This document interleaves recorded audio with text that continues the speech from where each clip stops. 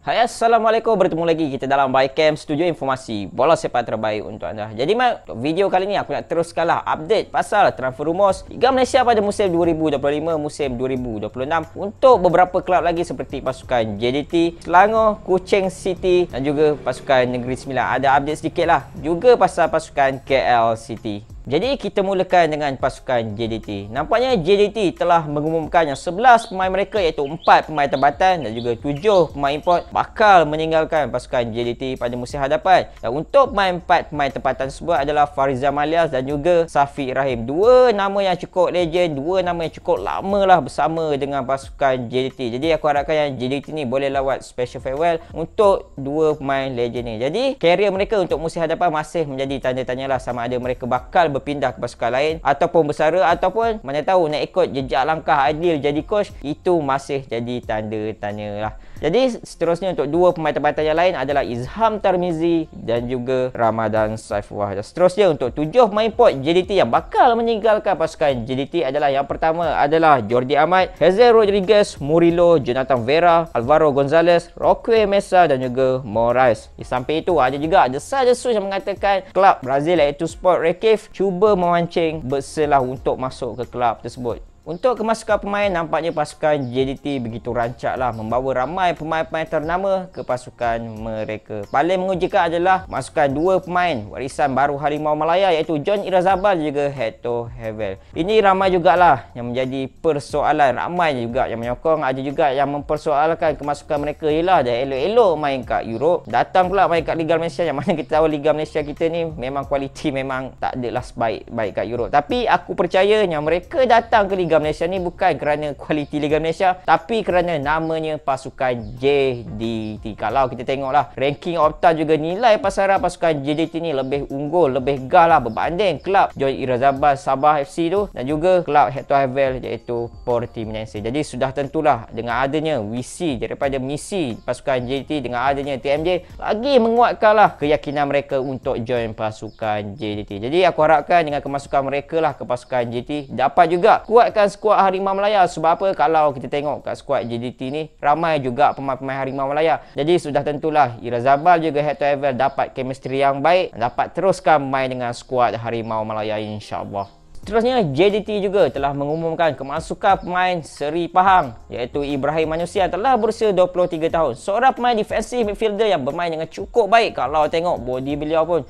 memang cukup solid lah. Memang sesuai beliau ni bermain sebagai defensive midfielder. Dan aku harapkan yang beliau ni boleh perform, boleh dapat tempat kesebelasan utama untuk pasukan JDT dan boleh main untuk pasukan Harimau Malaya one day insya-Allah. Seterusnya, pasukan JDT juga telah mengumumkan dengan dua kemasukan pemain import yang baru iaitu Antonio Glaude dan juga Jairo da Silva. Glaude seorang pemain pertahanan yang telah berusia 29 tahun, berasal daripada Sepanyol, mempunyai ketinggian 1.84 meter dan posisi utama beliau adalah posisi CB. Kelab sebelum ini adalah kelab di Cadiz FC iaitu kelab bermain di Liga Sepanyol. Seterusnya, Jairo da Silva, seorang pemain import yang berasal daripada Brazil, telah berusia 33 tahun. Kiranya member kampung Bersen lah ni Mat. Kalau kita tengok ketinggian pula, beliau ni mempunyai ketinggian 1.81 meter dan kelab sebelum ini adalah Paphos FC di Liga Cyprus. Kalau tengok rekod jaringan beliau sebelum ini adalah cukup baiklah pada musim lepas apabila telah skor 14 gol dan hasilkan 10 assist dan juga bermain dalam saingan UEFA Conference League, saingan ketiga tertinggi di Eropah lah. Jadi sudah tentulah pengalaman Jairo ni memang cukup mahal lah untuk pergandingan dengan Bersen pada musim hadapan kalau Bersen stay lagi lah.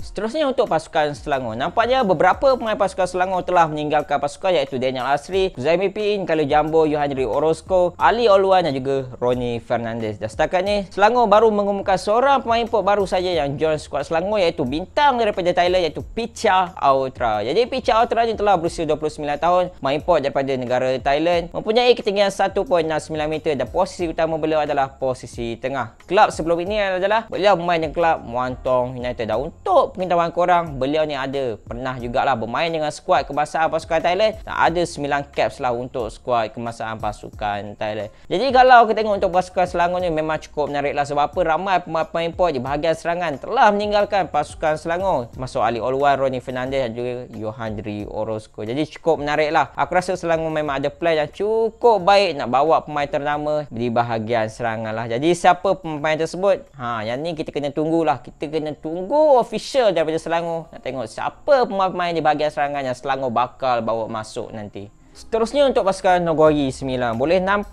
nampak mantap jugalah persiapan pasukan Nogori pada musim ni. Dan paling aku excited adalah dengan kemasukan Luqman Hakim ke pasukan Negeri 9. Yalah, setelah beberapa tahun berkelana di Liga Eropah dan juga Liga Jepun, akhirnya beliau pulang juga ke Liga Malaysia. Seorang pemain yang cukup berbakat pada usia yang muda, tapi sayang beliau ni jabrang dapat minit permainan di Liga Eropah dan juga Liga Jepun sana. Hope bila beliau pulang ke Liga Malaysia dan bermain untuk pasukan Negeri 9 ni, beliau boleh tunjukkan yang beliau ni masih berbisa dan boleh bangkit lah daripada episod suram beliau di Liga Eropah dan juga Liga Jepun sana. Seterusnya, pasukan Nogori juga mengumumkan kemasukan semula Kuzai Mimpi yang pernah main untuk pasukan Negeri 9 pada musim 2020 sehinggalah musim 2023 sebelum berpindah ke pasukan Selangor. Jadi kalau kita tengok prestasi Kuzai Mimpi waktu main dengan Nogori 9 hari tu memang cukup mantap lah sehingga beliau ni dapat call up national team. Seterusnya, pasukan Nogori 9 juga telah mengumumkan kemasukan Hakimi Abdul Wahab yang bermain di bahagian sayap, Azri Ghani di penjaga gol dan juga Arif Ar-Rashid di bahagian pertahanan. Memang mantap jugalah kalau kita tengok pemain-pemain yang baru masuk pasukan Nogori 9